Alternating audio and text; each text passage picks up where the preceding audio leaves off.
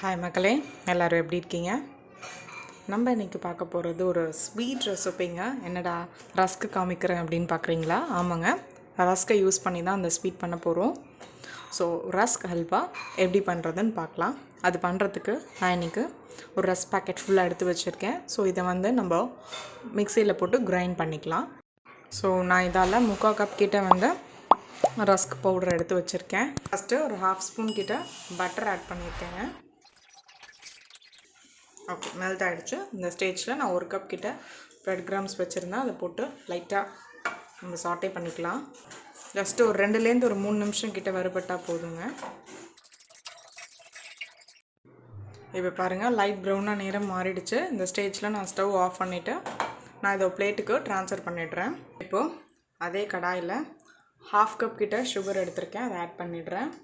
அதுக்கு ஒரு 1/4 டம்ளர் கிட்ட தண்ணி ஆட் பண்ணிடலாம். ஸோ இது கொஞ்சம் தண்ணி அப்படியே ஊற்றி கரையிட்டும், மெல்ட் ஆகட்டும் சுகர் மட்டும். இது கூட ஒரு ஏலக்காவை தட்டி வச்சுருந்தேன், அதுவும் ஆட் பண்ணிடுறேன் ஃப்ளேவருக்காக. இப்போ பாருங்கள், சுகர் நல்லாவே கரைஞ்சிடுச்சு. இந்த ஸ்டேஜில் அடுப்பை சிம் பண்ணிவிட்டு கொஞ்சம் கொஞ்சமாக நம்ம ப்ரெட் கிராம்ஸ் ஆட் பண்ணிக்கலாம். இது கூட லாஸ்ட்டாக ஒரு 1/4 டம்ளர் கிட்ட பால் ஆட் பண்ணிடலாம் டேஸ்ட்டுக்காக. இது ஆப்ஷனல் தாங்க. போட்டு இப்போ எல்லாத்தையும் நல்லா மிக்ஸ் பண்ணிக்கலாம். கடைசியில் ஒரு ஸ்பூன் கிட்ட முந்திரி பருப்பு தாளித்து மேலே கொட்டினோன்னா ரெடி ஆகிடும். ட்ரை பண்ணுங்கள், டேஸ்ட் பண்ணுங்கள். தேங்க்யூ.